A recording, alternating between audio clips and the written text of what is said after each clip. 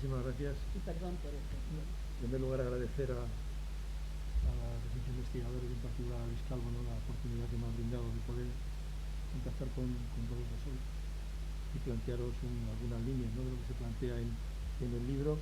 Y en segundo lugar también, por supuesto, a los presentadores del acto, que han justificado todas mis expectativas, ¿no?, que si las había invitado era sobre todo porque no fuera un acto de loas, sino que fuera un acto positivo, donde se vieran las críticas y toda una serie de aspectos, que ese era el objetivo, y así fue la presentación. O sea que ninguno de ellos me ha defraudado en absoluto. Ese era el objetivo, ¿no? Y hay algunos aspectos que se han planteado tanto por parte de Javier como de Miren, que son muy interesantes, y tengo una pequeña duda, pero creo que la estoy resolviendo ahora mismo, porque me voy a inclinar más por contestar, si no, más tarde, y dar la posibilidad al público que está aquí de poder entender cuáles son las líneas fundamentales del libro. He dudado porque son temas muy interesantes los que habéis planteado, pero creo que en este caso nos debemos al público que ha tenido la gentileza y el ardor guerrero de venir en un día de estas características a una charla de esta naturaleza, ¿no? Yo creo que el tema fundamental surge porque estoy metido en una tesis doctoral sobre la política del Partido Comunista en los años que van del 73, que muere asesinado Carrero Blanco, hasta el 77, que se celebran las primeras elecciones democráticas en España y se firman los ya aludidos varias veces pactos de la Moncloa, que también los ha citado Luis Calvo. Y como consecuencia de los primeros estudios que me planteo respecto a la tesis, veo que una de las claves para entender la política del PC es ver qué ha pasado en la economía española durante todo el periodo franquismo. Me parecía un aspecto central. Y si quiero realmente entender las políticas del Partido Comunista, necesito no solamente comprender sus análisis, sino el contexto y, en concreto, la evolución económica que tiene la dictadura franquista desde que vence en el año abril de 1939 hasta que muere Franco. Bueno, no exactamente hasta que muere Franco, porque continúa, de hecho, las políticas económicas franquistas prácticamente hasta los pactos de la Moncloa, ¿no?, de una u otra forma. Y una de las cuestiones que yo he intentado reflejar en el libro con toda la mejor actitud, la cosa es que me salga así como yo quiero, es que todo el tratamiento multidisciplinar, es decir, el tratamiento que hacen los historiadores, el tratamiento que hacen los economistas, el tratamiento que hacen sociólogos, politólogos, etcétera, sobre la evolución de la economía franquista, pues a pesar de que aparentemente puede parecer muy heterogéneo y aparentemente puede parecer muy diverso, hay una seña de identidad en casi todos ellos. Insisto en el casi todos ellos, pero fundamentalmente en la mayoría del tratamiento que se le da a la economía franquista por parte de los investigadores que se han aproximado a estudiar este periodo de la historia, van encaminados en la misma dirección y surgen una señal de identidad. Y para mí, de hecho, y quizás una de las líneas rojas que planteaba Miren y que a lo mejor no la he sabido traducir, es el fundamento ideológico que hay detrás de ese tratamiento. El fundamento ideológico que hay detrás de ese tratamiento.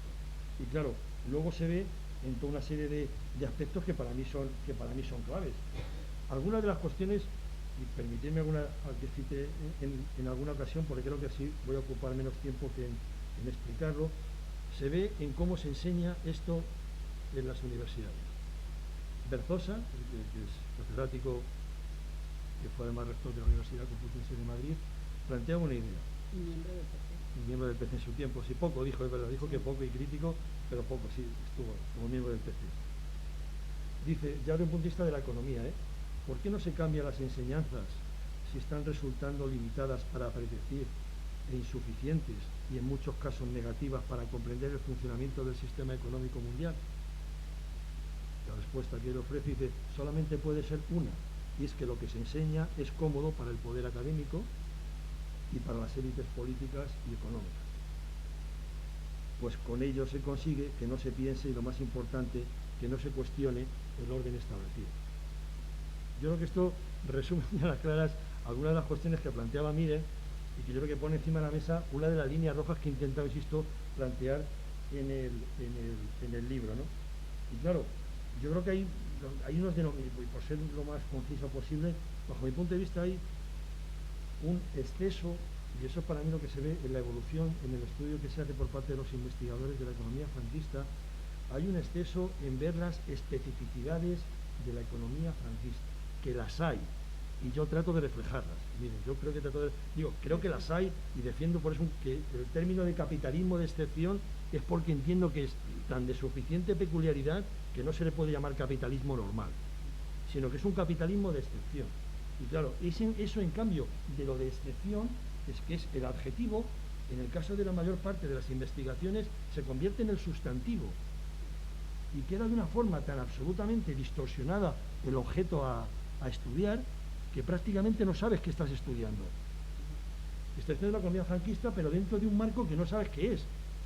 Bien, sí, es específico, tiene un montón de peculiaridades, el contexto de la autarquía, el aislamiento que sufre el país durante aquellos años de la Segunda Guerra Mundial, cuando España se alinea con los países del eje.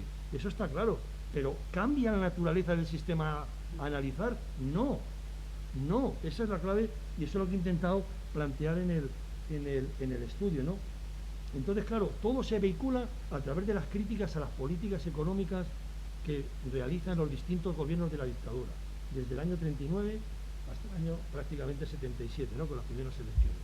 Todo es una crítica fundamental a las políticas económicas franquistas, tanto si son autárquicas, tanto si empiezan a evolucionar en los años 50, introduciendo mecanismos ya de cierta liberalización, muy pequeña todavía, pero cierta liberalización, después de la aplicación del plan de estabilización en 1959, y después incluso durante el periodo de la crisis.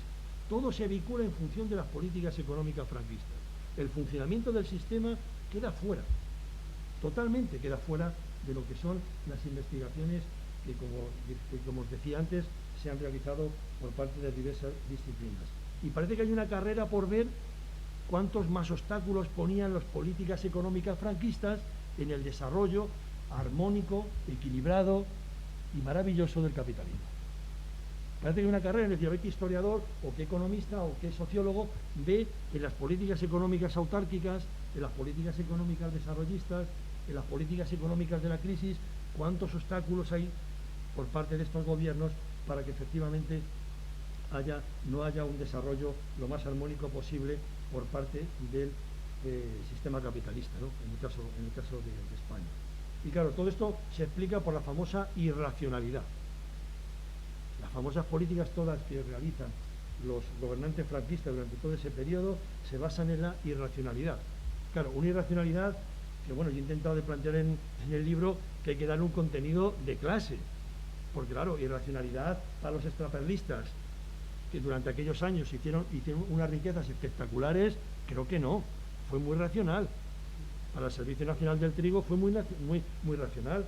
Las medidas que pusieron para limitar el statu quo bancario posibilitó a los grandes bancos ingentes fortunas. Nada de irracional. Las casas políticas fiscales para las grandes fortunas del país también fueron extraordinariamente muy onerosas.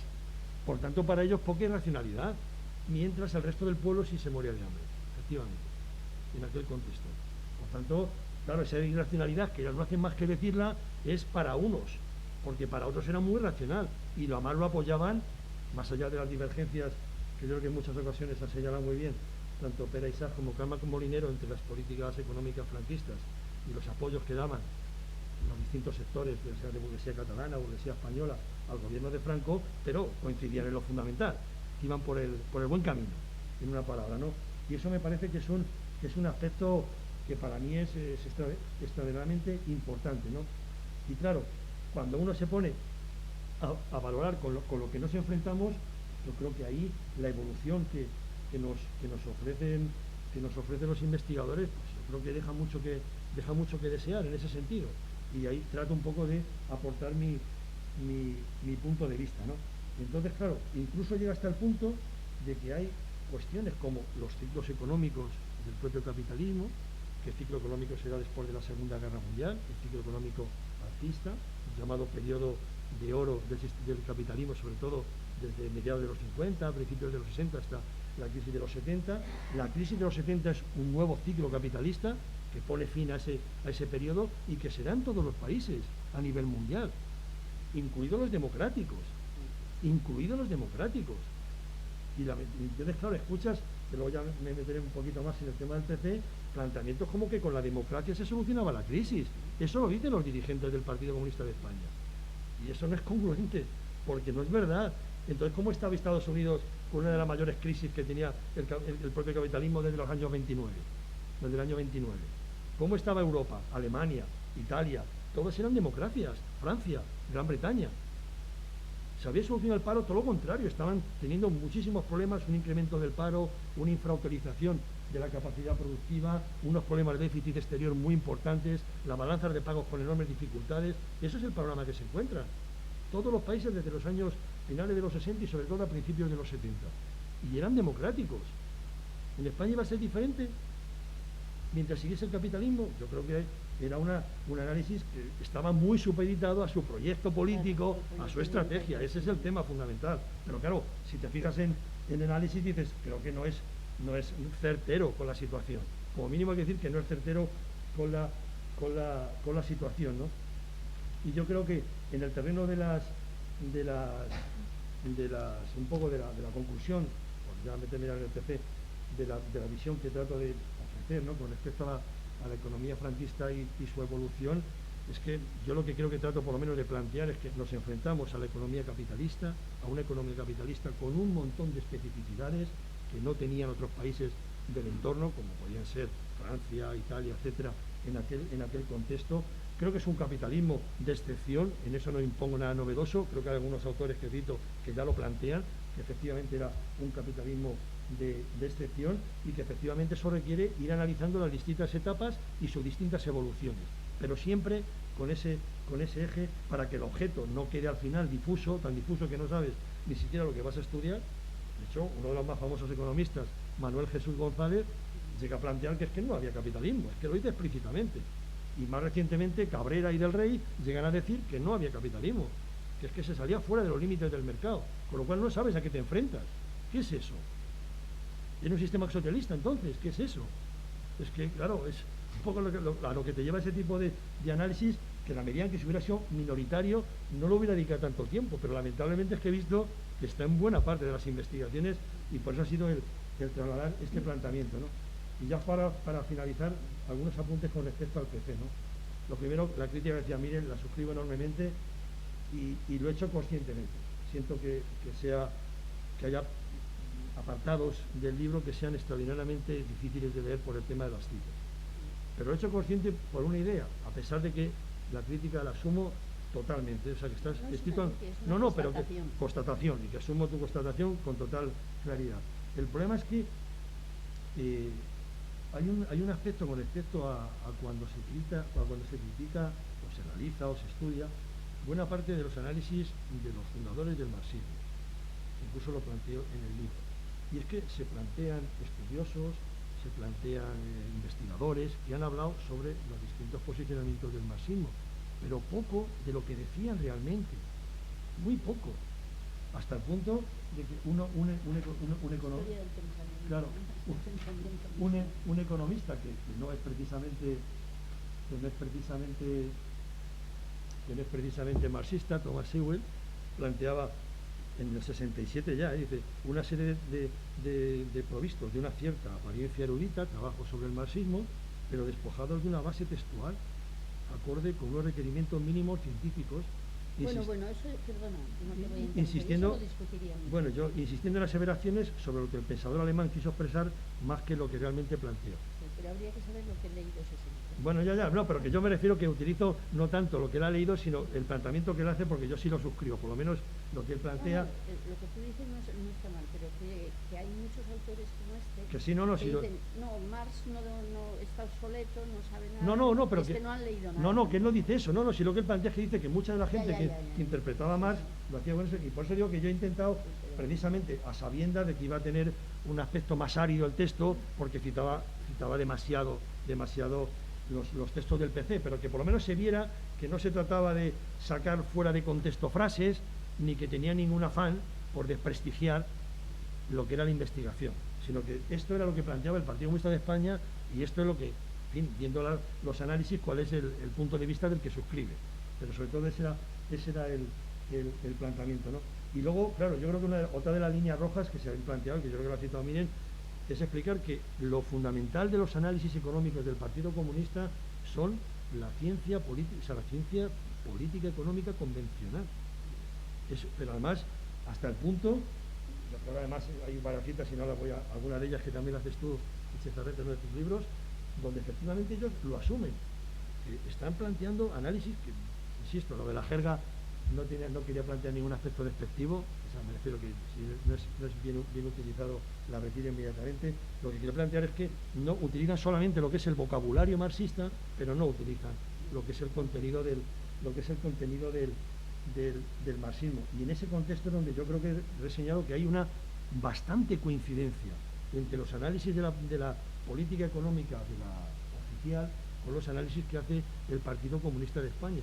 Fijaos en uno, el libro de Sartorius, que escribió sobre la memoria insumisa. Los economistas que cita son Tortella, Luis Ángel Rojo y fundamentalmente Manuel Jesús González. No aparece en todo su libro Sartorius, uno de los principales dirigentes del Partido Comunista de España, como todos ustedes conocen, y de comisiones obreras.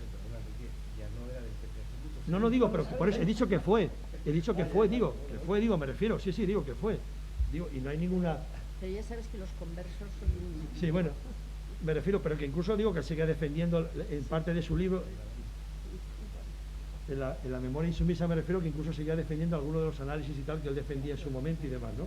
Y entonces digo que esto es un dato que para que veáis que, bueno, hasta cierto punto están imbuidos de esa asunción de la política económica oficial. Y claro, todo eso, y vaya, y con eso termino, todo el catastrofismo, porque es que es curioso, uno de los denominadores comunes del Partido Comunista de España en sus análisis durante toda la dictadura, independientemente de la fase por la que atraviese, es el catastrofismo. La política económica de la autarquía a la catástrofe de España. El desarrollismo, y es por lo que yo creo que lo sobrevaloró excesivamente, no porque no dijera esa cara, sino porque ocultó la otra. Es que la otra la ocultó. Es que en el manifiesto comunista, del año 75, que aprueba el Partido Comunista en su segunda conferencia, en el año 75, todavía no reconoce cambios sustanciales que había en la realidad española. En el año 75, en la segunda conferencia del Partido Comunista de España, que elabora el manifiesto programa, y todavía sigue reticente a plantear que ha habido cambios importantes.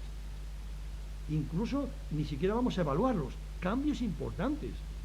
Solamente con que te fijes en la población de este país, que tiene que ver la población del año 50 con un 30 y tantos % en el campo, con la que hay en el año 75, que apenas llega a los 2 dígitos, en torno al 15, al 16. Solamente ya con eso ves que hay un cambio importante. Eso ni siquiera llega a reconocerlo en todos estos aspectos.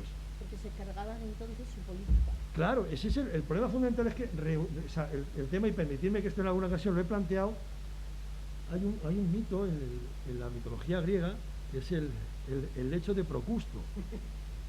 Y el lecho de Procusto consistía en que los viajeros que pasaban por la casa de Procusto podían dormir en su casa, pero él la cama nunca la cambiaba. Su lecho era invariable. Es decir, si entraba una persona pequeña, les tiraba las piernas, y si entraba uno gigantesco, se las cortaba. La cama no variaba. Pues, en definitiva, ese era el programa del Partido Comunista de España. La cama era el lecho de Procusto, y la realidad era el pasajero que pasaba allí, o el viajante que intentaba pasar allí la noche en su morada. Se cortaba las piernas o se ampliaba, pero la cama no cambiaba. Y eso es prácticamente lo que se ve desde el año 39, desde el 5º Congreso, que se celebra a mediados del 55, hasta el que yo he estudiado, que es el 8º, que se celebra en el 72, no cambian sus análisis. Ni siquiera en el manifiesto programa que comentaba antes, en el año 1975. Y claro, entonces al final, todo, ¿dónde cargaba las tintas el PC? En las políticas económicas franquistas, igual que la ciencia política convencional. Es que era igual. Cargaba todas las tintas y todo su discurso, los que hacía Ramón Tamames, los que hacía Julio Segura ya más adelante, los que hacía Tomás Gómez, que fue, digamos, el responsable económico durante muchos años del Partido Comunista de España. Todos ellos iban en la misma dirección, las políticas económicas del franquismo, y de ahí no salían para nada, ¿no? Entonces, claro, para mí ese era el punto que más me chocaba, y por lo que intenté, digamos, plantear en el libro esas dos visiones. para que se viera que la hipótesis que yo he trabajado, que es la coincidencia entre ambas, que el lector las pudiera valorar.